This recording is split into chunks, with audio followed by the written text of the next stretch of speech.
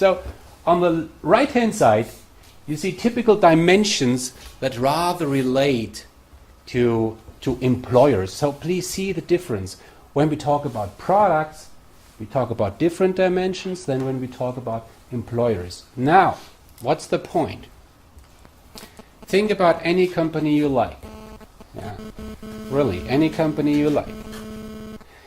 And think about the question, what should they promise on their, let's say, career website? Yeah? You know, companies have career websites.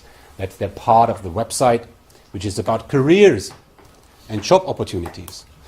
As an exercise, I would like to invite you to visit some career websites. Go to the career website of Google. Go to the career website of IBM, of Lufthansa, and so on. And the question is, what do they promise there? It's not about the product. It's about how is it to work there. And now many companies think about what should we promise. On the product side, it's clear. For Apple, it's clear what they promise. Yeah? Innovation, design. But what do they promise once it comes to the question, why should somebody work there? Yeah? In recent years, I have worked with many companies just figuring this out. What should be the promise as employer? Now, how do you come to this promise? What should Apple write on the career website? What should Mercedes write on the career website? Deutsche Bahn, Deutsche Bank, Allianz, Microsoft. What should they write on the career website? And how do you come to this? So here you find the entire process I'm going to talk about. So just imagine I'm the representative of a company. Yeah? Any kind of company. Let's say I'm the representative of PricewaterhouseCoopers. And you are my target group. If I would be PricewaterhouseCoopers, you indeed would be my target group. They are really interested in people like you.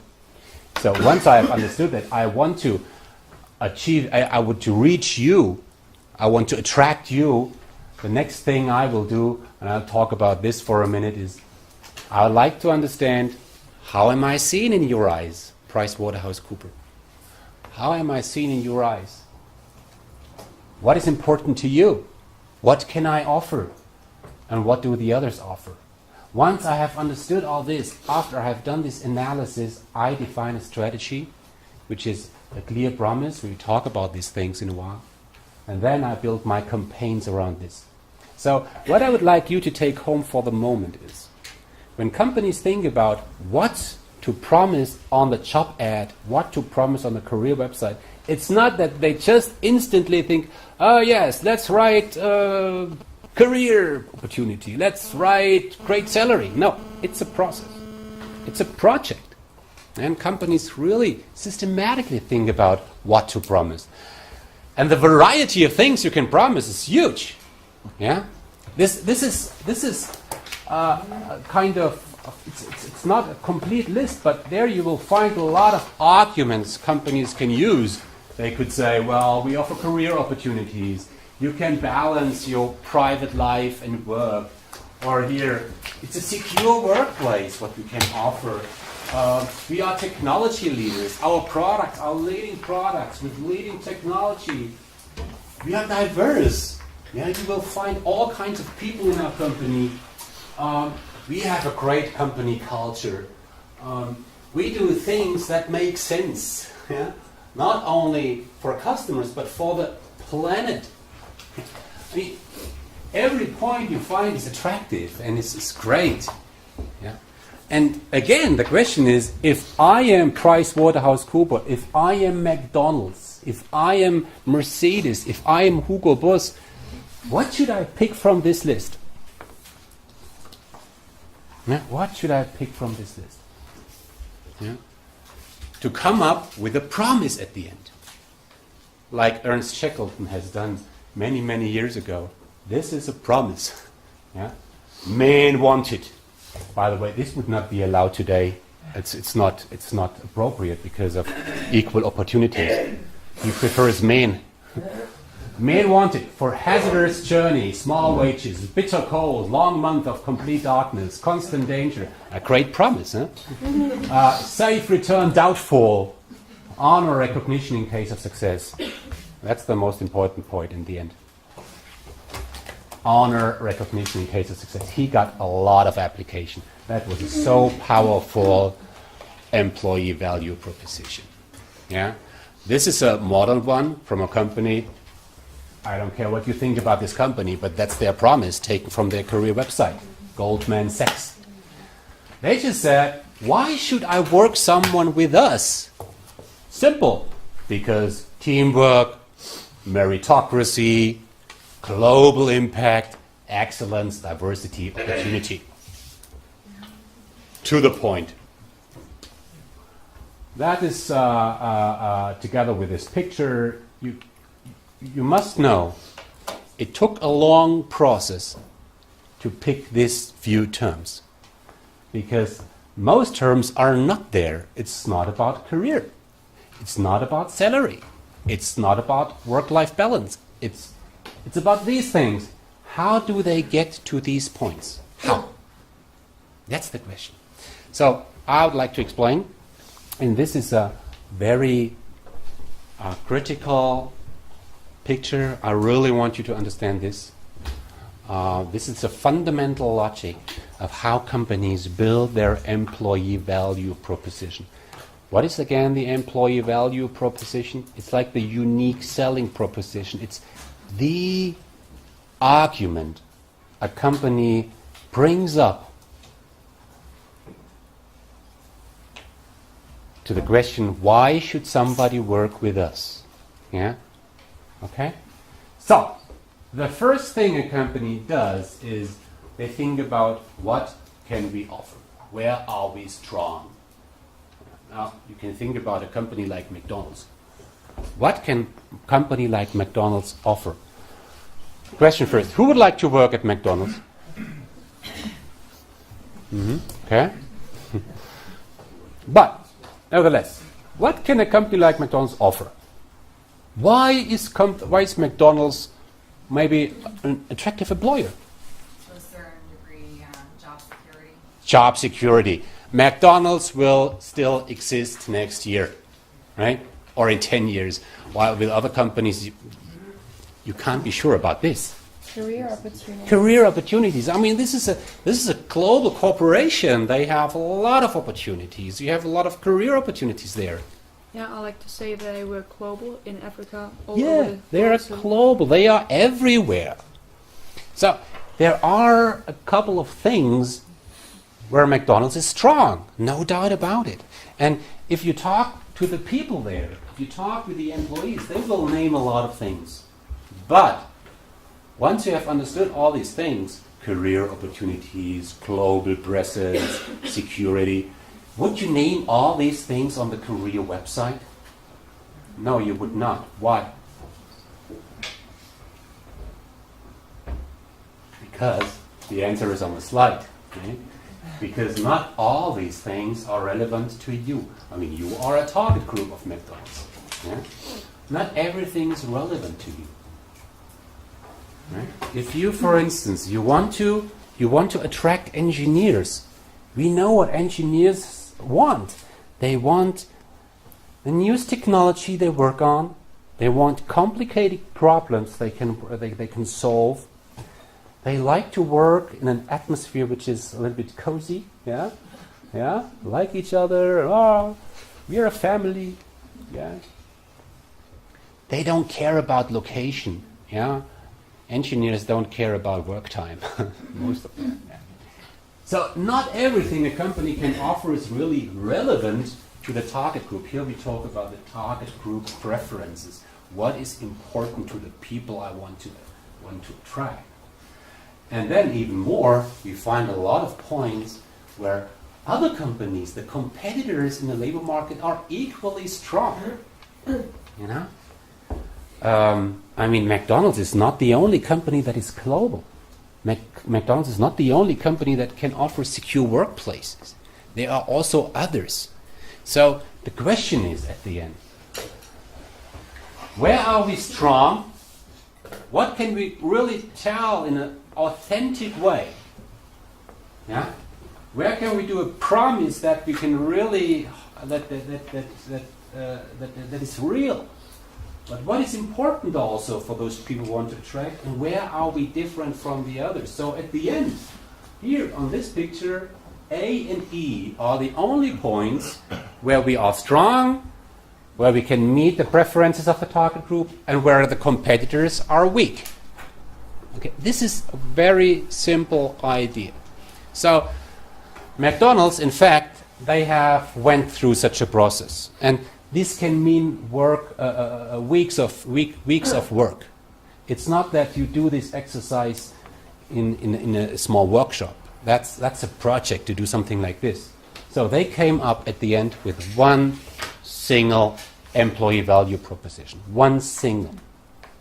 Which is, I have an example here, which is about opportunities. It's about career opportunities.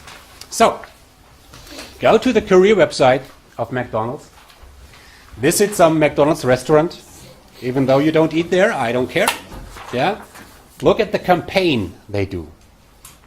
And you will see that everything they promise as employer, not with regard to their product, as employer, everything is about opportunities. Yeah? Okay? So, what I would like you to take home is that companies try to find the one single argument why they are a great employer, and there is a process behind, there is a system behind to find the right point. And here we have McDonald's with one single argument. If you look at other companies, like, let's say, IBM. IBM does not promise great salary. IBM does not promise work-life balance. What IBM is offering is you can solve great problems that are relevant for the planet. Yeah? You can work on the big stuff. Yeah? So every company that has went through such a process has this one single argument. What we're going to talk about later on in the next course is that now the question is, once you have understood this one single argument, how can you communicate these things? Right? I want to talk about this only for a few minutes because most things are clear. Of course, companies have company presentation. If somebody from McDonald's shows up here at the university, he or she will present something about career opportunities. You can go to the career website, you will find things about opportunities. Also, they have career fairs. On print media, they have ads. Yeah? Or you will find YouTube videos from McDonald's about why is it great to work there. So you have a lot of channels, communication channels, media channels companies can use to communicate to their target group. Okay? While we talk about next course, as mentioned earlier, we talk about social media as well. Right? So more and more companies also use social media, blogs, Twitter, but especially Facebook. Yeah, if you look at the McDonald's Facebook page, you will find a lot about career opportunities. So this is the idea. I put it really short here. The idea is once I have understood the key arguments, once I have understood my employee value proposition, then I translate this into my campaigns, into the way I communicate to the target group. Okay? So, next step, active sourcing strategies. What is that? The first thing I would like you to understand is that when you look at the labor market, Arbeitsmarkt, you will find three different types of people. Three. You will find people that are non-seekers. What is a non-seeker? A non-seeker is a person that is not interested at all in any new career opportunity. Yeah? They don't care. I'm a non-seeker, really. I'm truly happy with my current job. I love what I do. I love this faculty. Yeah, I love to teach. So there's no interest at all in changing something. There can come any company in the world can offer me a great job as, let's say, HR director or so. I would reject. Really. So I'm a non-seeker. I don't read any job ad. I don't visit career fairs. I don't visit any career website because I'm simply not interested. And there are other people as well, people that are close to retirement or people that just have started a new job, people that are not interested in any job opportunity now. Okay? Then we have other people, the so-called active seekers. These are people that are kind of, let's say, desperate. Yeah. Maybe unemployed. They can't stand to stay with their current employer. Maybe they hate their job, they hate their boss. They need a new job. You are close to graduation, still haven't a job. Yeah? You actively search for job. You visit career fairs, you look at job ads, you do a lot to find a job. So, in between there is a third group which is highly relevant, the passive candidates. Passive candidates. What is a passive candidate? Yeah, there are a lot of people out there which have a job. They are fine more or less. Yeah. They don't visit career fairs. They don't read job ads. But they are open. Yeah. They could imagine once there is an attractive job offer coming from somewhere, they start to think. Yeah. So they don't actively search for a job. It's not that they are not interested at all in any career opportunity. They're just open passively. Right? So this differentiation is key. And why is it key? 2 reasons. Question to you. Overall, what do you think? Which people are more qualified? The passive candidates or the active seekers? Sorry? The passive. In general. Yeah. That does not apply for any individual case, of course. But in general, we can assume this because if I do well, if I am successful in my job, in brackets, I'm qualified, yeah? I get a lot of offers. I don't have to put too much effort in finding a different career opportunities. Yeah? The better I am, the more passive I can be. Yeah? It's like in daily life. You know, if you are attractive, yeah, physically, you can be very passive on the party. Just sit there and let the guy to come. Yeah? Yeah? The better you are, the more passive you can be. That's a simple rule. The second implication from this is, if the best people are passive and you want to reach them, you as employer have to become active. Right? If they don't read ads, if they don't show up on a career fair, you can forget about all this traditional stuff. You have to approach them, you have to find them, you have to walk towards them.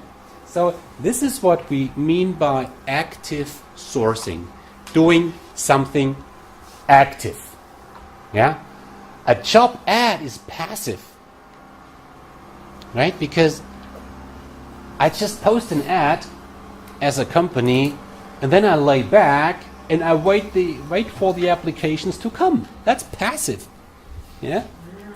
Even career fairs are passive, as I have shown you. You are on a career fair as a company, you are at the booth, at your stand, and you just wait for the people to come. Yeah? It's not that you move towards the people, you wait. Yeah? So whenever you wait or let somebody else do the job, the executive search consultants, then this is rather passive. Here on this picture you will find some active as well as passive approaches. On the bottom left-hand side, you find the passive things. Job ads, as I've said, executive search, career fairs, and all this stuff. The more we move to the top, to the right-hand side, things become more active. Why? The more we go to the top, the methods become more competitive, aggressive. We'll talk about some ideas here. Probably I have to explain this dimension, the line engagement. What is that? Line engagement. That's maybe an HR term. You know, in some companies, all this talent acquisition stuff, all this recruiting stuff is only done by the HR department. In some other companies, all that talent acquisition stuff is done not only by HR, but it's done by both HR and the managers and the employees. I know a lot of companies where the managers have a great responsibility in hiring people. So the more managers and employees outside HR are engaged, the more we talk about line engagement. Okay? So to me that's a very important dimension when we talk about active sourcing. Okay, so what I would like to do now is I would like to pick out some of these methods and like to talk about it for a minute. And we start with an approach which you should know. It's campus recruiting. Yeah, campus recruiting. You can imagine what that is. Yeah, I mean, we have a lot of companies that show up here. I would like to get in touch with you. Yeah. But what we find is that still many companies are kind of passive in that sense. That they just post posters somewhere, or they have a booth on the industry day, as we name it. Yeah, this university career fair. It's still passive. I get mails from companies saying, "Dear Professor Trost, please find attached the job ad. Please print it and post it somewhere." Sometimes I do this. Some ask, please post it on Facebook. This is still passive. I would like to show you what real campus recruiting means. And you will tell that there are already some companies that do quite well here in approaching you as a target group. So the first thing is that companies think about with which universities they should work with. Yeah? Should a company like Bosch work with a Furtwang University? Yes, why? Because it's a very technical university Yes. and qualified, and it's a Fachhochschule, so it's not like a big university. There are some reasons why Bosch should work with us, because the students, they fit to their requirements with regards to the curricula, to what they learn, engineers, business, that really fits. We have a good reputation. From a Stuttgart perspective, we are quite near. Yeah. Are there some other reasons? English? Sorry? English? Yes. English? A company like Bosch is international, and they require that the graduates are internationally minded, can speak English at least. So that fits. Also, if you compare a normal university to a Fachhochschule, it's much more practical. Yeah. Fachhochschule. Yeah, we are a university of applied science. It's much more practical. We are much more close to the real world, so to speak. Yeah. So the question for every company doing campus recruiting is, what are the few universities and faculties we should work with? Yeah.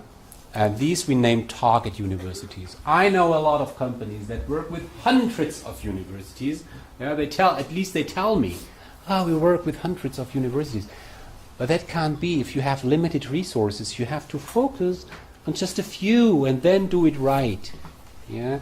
So for every good campus recruiting, the idea is to focus on a very few faculties, and here you use certain criteria. What do you do then? And that's the second building block of a good campus recruiting. It is to build relationships. To whom? To professors, to you, to some career centers, to the president maybe. Build relationships. Yeah, it's all about relationships. We already have some companies here. Let's think about a company like Hans Kohl, yeah, in Schiltach. We have a personal relation, really. They know us, we know them. They do things for us, we do things for them. It's really a give and take. It's partnering. Yeah, it's not that they just come over and post a poster somewhere. It's really that we talk to each other. What can we do for you? What can they do for us? And that's a very, very good personal relationship. And that's the foundation for everything you do then. Yeah. What can you do? Of course, here I've mentioned some marketing activities. Yeah. So you know what this is. Offering internships, offering theses, posting posters, award theses, and all this stuff. You know this stuff. You should know this. You are the target group. Yeah. But what I just want to say is that a good campus recruiting consists of all these three building blocks. Having a real focus on a few target universities, building good relationships, and then, based on this foundation, having very concrete activities. Okay? Now, next point. Talk about networks. Networks. In talent acquisition, networks became so crucial. Really crucial. First, what you need to know, what you need to understand is this idea of A player, no A player. Yeah? It's not that a player knows a player. Yeah? A player, no A player. What is an A player? We differentiate sometimes between A players, B players, and C players. A players are the best. B players are the middle, right? C players are the losers. Yeah, so to speak. Talk about A players. The strongest people know other strong people. That's the idea. And that's true. We know that from research. If you marry sometimes, probably the intelligence level of your partner is more or less equal to your own. And that makes sense. Yeah, if you have a partner that is much more intelligent than you, then you will face hard times. Yeah? If the intelligence level of your partner is significantly lower than yours, you also will face hard times. So the best thing you can do is having a partner with an intelligence level which is more or less equal to yours. The same is with attitude. The same is with physical attraction. So what we tend to do as human beings is we try to build relationships to people that are equal to ourselves, more or less. So the idea is once you have great people in your company, they probably know other people that are great, with a similar mindset, yeah, with similar attitudes, with similar work style. Yeah? It's like saying, show me your friends, and I tell you who you are. Yeah. So we have in the inner circle we have employees, right?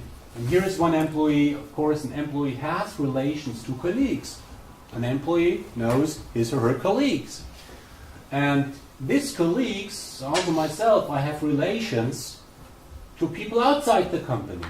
There are people outside the company which I know. Yeah. And there are even more people that I know very, I'd say, it's kind of, we name it a weak tie.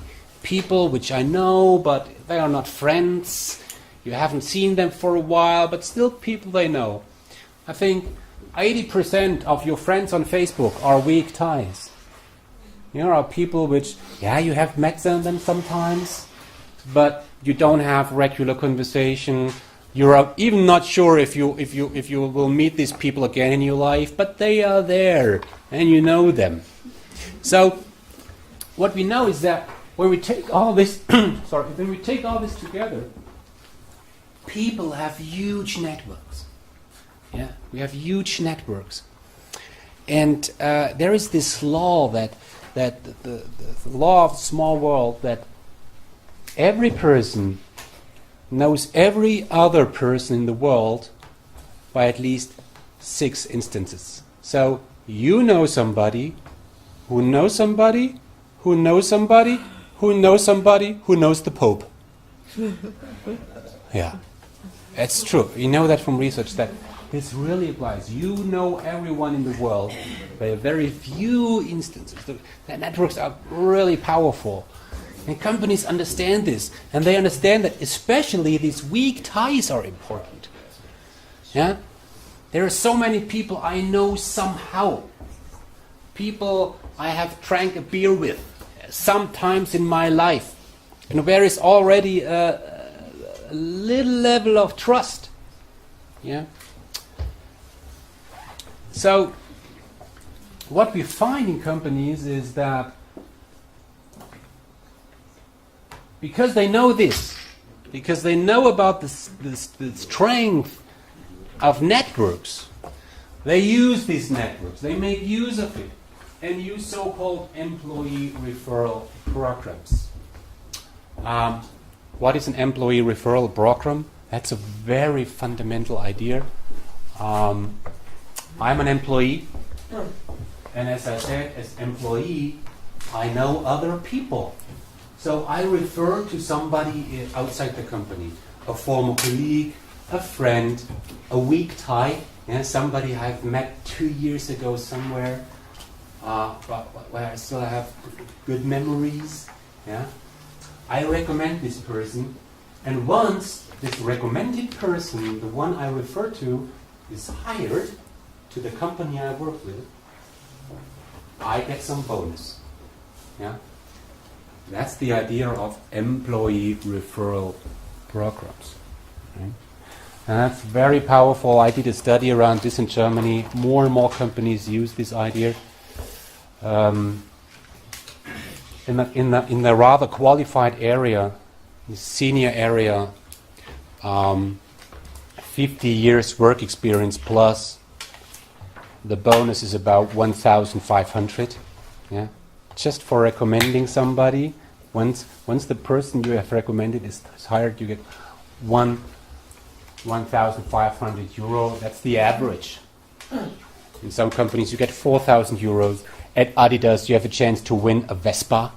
Yeah, so companies do a lot. Yeah, really, to engage their people to recommend others. Yeah.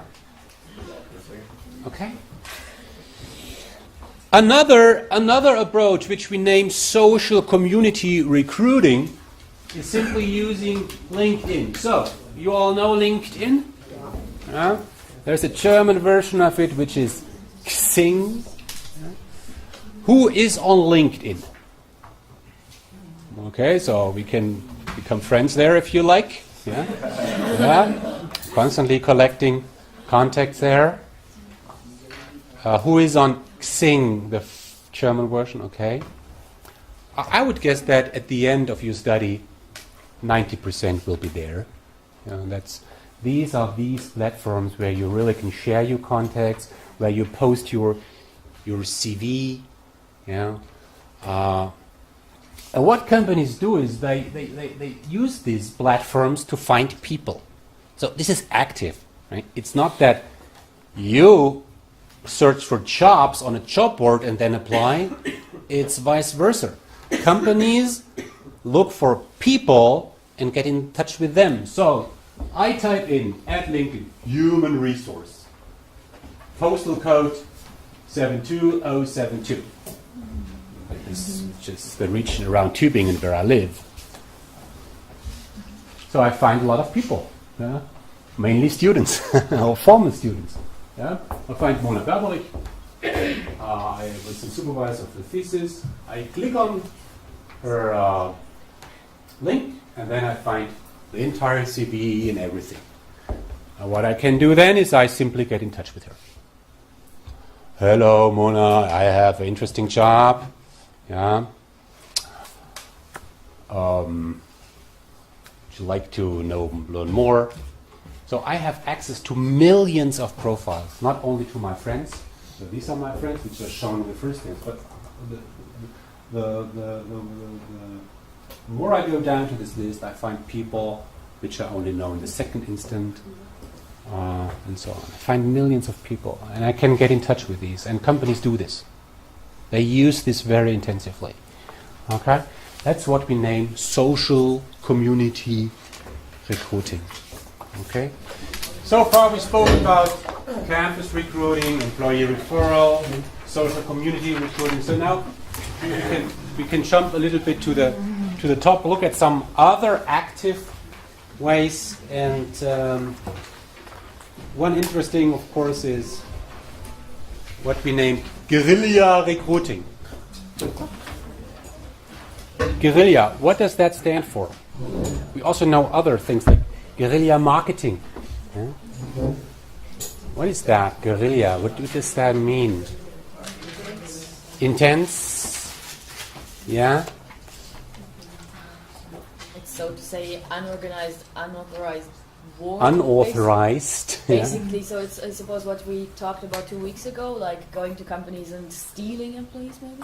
Stealing employees. Or Okay. like spying or something? Doing bad things. Oh, horrible. Yeah, it's something like this. Yeah. It's maybe the Lady Gaga of recruiting. Yeah, the Lady Gaga of recruiting, wonderful. Well, yes, it's about, but stop spreading giveaways on a fair, doing this boring stuff, sharing brochures.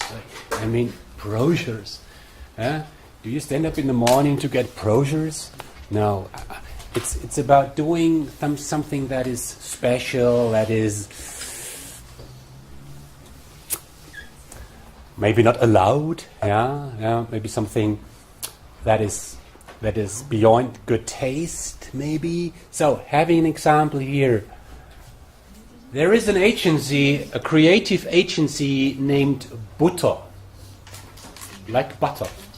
It's the name of this agency, located in Düsseldorf, Germany, and they have really a significant demand for qualified creatives, creative designers. And they struggled so much that they thought about having a special campaign. So there is an annual award of the Art Directors Club. It's the award, the Oscar in marketing, so to speak. 2,500 people show up there, suited well. It's really the leading event in marketing. What is it called? Art Directors Club. And on this award, Butter, this agency, they took one employee, and one employee jumped on the stage, as a flasher, totally naked, just wearing shoes. And on his breast there was written, Butter sucht Kreative mit Eiern. Butter is looking for creatives with balls of steel. So, I mean, that's bad taste. I would not recommend doing something like this for every company. But the idea is that the budget for this campaign was really low. They say that it just costed an entrance ticket and courage. but the impact was great. Yeah? They were on TV, they were on newspaper, they got hundreds of applications then. So this was successful. Huh? Low cost, high impact. That's Guerilla. Low cost, high impact. And that's accompanied with doing things that are a little bit beyond good taste, maybe. Yeah, that's very close to legal limitations. Yeah. Another example here is there was a company, also a creative agency. They have sprayed internet addresses, URLs, on the entrance floor of their competitors. Yeah? www.alleswirdallesbesser.com. Doesn't matter what that means, but I mean, if you are an employee and you come to work, and on the entrance there is a URL sprayed on the floor, the first thing is you take your smartphone and you type this in, yeah, this internet address, and then a website appears that describes a typical bad situation in most agencies: low salary, pressure, bad leadership style, all this stuff, and suddenly a pop-up shows up. Yeah, please quit now and take the advantage of the early applicant. Yeah. So, I mean, that's also bad. Yeah. The competitors didn't like this campaign, of course. What I just want to show you is that there are more and more companies doing this active type of sourcing. This is something different than just using ads. Yeah?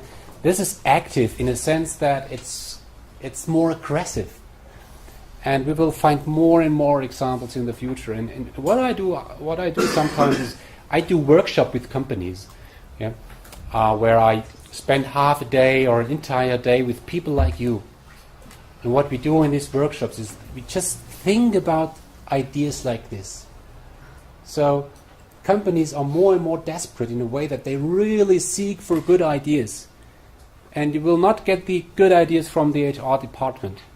You get the best ideas from the target group. Doing workshops, thinking about what can we do. Because there is a universe of good ideas out there, powerful ideas. And again, these really go beyond the boring job ad. So, this was the second building block. The first one, employee value proposition. The next one was active sourcing. And now we come to the third building block of talent acquisition, which is candidate retention. So, if you do an internship at a company like, PricewaterhouseCoopers or Allianz or Bosch, if you do an internship there, at the end there will be a kind of evaluation. You will be evaluated. Are you an A, B, or C player? And what you see on this picture is simply a scheme that some companies use. It's just an example. Some companies think, okay, you have done an internship there. Wonderful. Are you somebody who could be relevant for a key or bottleneck function? Yeah? You remember the strategic functions, the ones where you have a significant demand but hard to be filled. Are you a person that will succeed in the future? Will you go your way? Will you grow? Will you be really strong in the future? You can tell it sometimes by young people, by students like you.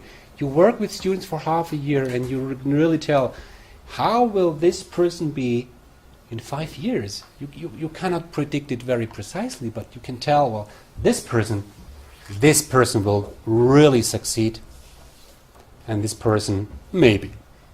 Yeah? So, if you think a student has really a very high potential, will be successful in the future, and it will be relevant for one of our key or bottleneck functions, then this intern will be evaluated as a candidate. The others are evaluated as a C candidate. So, all interns, really, believe me, all interns in the big corporations, they evaluate their interns at the end, and you will be classified into one of these segments. If you are lucky and you are evaluated as an A player, you will benefit from some offers. Yeah? You will find benefits that are shown here on the right-hand side. Maybe you get some invitations to breakfast with the CEO. You like it, yeah? Vorstandsvorsitzender. Would you like to have breakfast with the CEO of Deutsche Bank? No. Yeah. Oh my God. Would you like to have breakfast with the CEO of McDonald's? Who's that? Would you like to do breakfast with the CEO of Microsoft?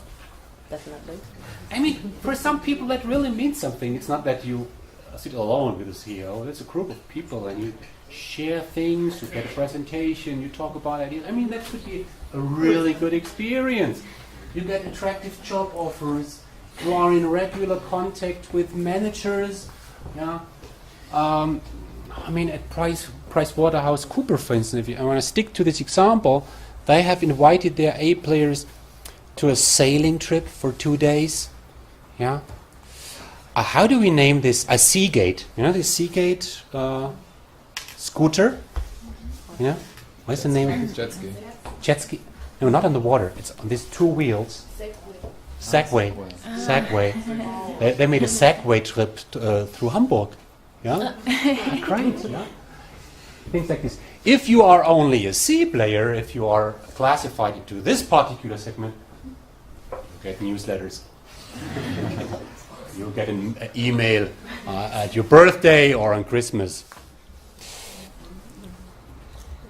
What do companies do? What is the idea? The idea is, as I've shown also on this picture, the idea is that you classify the people and you would like to retain these people, because once you have once you have finished your study, these companies, they want to hire you, especially when you are an A player. If you are a B player, they would like to hire you. If you are a C player, then maybe. Yeah. But what they do is they build a relationship to you. They would like to keep in touch with you. Yeah? And that's what we name candidate retention. Candidate retention, to retain candidates. Yeah? Okay? This is not only for former interns. This is all also for former related to apprenticeships, for instance, or companies meet people wherever they meet them, on congresses. Companies meet people in the recruiting process. Some companies have the so-called second best. You know, in former days, when a company had 2 strong applicants for one single job, 2 candidates for one single job, and both candidates are well qualified, they took one and rejected the other. And to the other, they said, okay, candidate, you are also strong, but we had to take the other. So, goodbye. Good luck. That was the old day. In the new day, they will say, okay, we had to take the other, but let's keep in touch. We will find something for you. Okay? They put this guy into the talent pool. A pool. Let's say a database, okay? And with the people in this database, the talent pool, they do regular things, as I said, invite them to events, send a letter at the birthday, sending gifts. Yeah. So this is the new way, keeping in touch with promising candidates. The 4th building block, I don't want to say too much about this. Whom of you was already in a job interview? Let's say for internship or apprenticeship, okay? So how was it? Did you like it? Was it a nightmare? How were you treated? question is really, and this is what I also tell to the companies outside, is it's not that the company decides whom to hire. That was the old day. In the old day, a company had a lot of applicants, and you simply select the best one. You were in a situation where there were more applicants, more qualified applicants than jobs. So I were in a comfortable situation as a company to simply select. Oh, I take you. Today, we have more jobs than applicants. So who decides? It's not the company who decides only. It's the candidate who decides. The candidate decides, will I work with you or do I work at Google? I have a lot of opportunities. If you succeed in your study, if you have good grades, you have international experience, if you show a positive personality, whatever that means, you will have opportunities, really. I promise you. You will have opportunities. You can select. You make the decision. Okay? So if the candidate is the one who does the decision, you must treat him or her well. Right? So what I would like you to do is go to the website of companies like BMW, Daimler, or somewhere else, and try to apply. With a fake name, of course. Yeah? Act like an applicant. Apply at Daimler. Yeah? Take another name, Barack Obama, yeah? George Clooney, and you apply. And then think about the experience you make. And it's about three things. It's about speed. Is the company fast in the response? Does the company really give you timely feedback? Yeah. So this is very important, speed. The other thing is transparency. Do you always know about the status of your application? I mean, all of you who have applied already somewhere, you know about this uncertainty. Well, now I have applied, I were at the interview, I don't know about the next step. When do I get a feedback? Why the hell am I invited to this second interview? I already were there. Yeah? So this is about transparency. Do I really know what's going on in the recruiting process? Yeah? And the third thing is about appreciation. Wertschätzung. Do they treat you well? Yeah? It's about respect. It's about being friendly. I mean, really, when I look at practices in some companies, you can easily tell who is the candidate, who is the interviewer. You can tell it by the size of the chair. You know, the interviewer, the candidate. Yeah. You go there, you're happy if you get a coffee. Yeah? Hopefully the company is in time. Maybe the interviewer asks you silly questions. What is your biggest weakness? Hey, come on. Yeah? You are there as a candidate. They know everything about you because they have your application. You know nothing about them. That's not appropriate. Yeah? So why do you have to go to the company side to do the interview? Why don't they come to your home? I'm sorry. You can meet in the middle. You laugh, but sorry. Those companies that have understood that if you treat the candidate well, yeah, they win. Yeah. I know companies where you drive to the parking lot. You have an interview there. You drive to the parking lot, and there is a place on the parking lot reserved for you. Welcome, Stefan. Yeah? You go to the entrance. We welcome Stefan. Yeah, welcome to the interview. Yeah? The question is whether you like this. But, you know, and then somebody comes, shakes in. Oh, you must be Stefan. Welcome. It's nice to have you here. There's all these little things that really make a difference. So what I really want you to take home is companies must do a lot in the future, have a strong employee value proposition, have active sourcing strategies, retain the most promising candidates, but moreover, it's about something very simple. It's to provide the candidate with a positive experience, candidate experience. Yeah? And this positive candidate experience is about speed, transparency, and appreciation. That's really simple. You don't have to study business to understand this. But I have to add this because it's so crucial. Right? Okay? So, this is a little bit of overview about talent acquisition.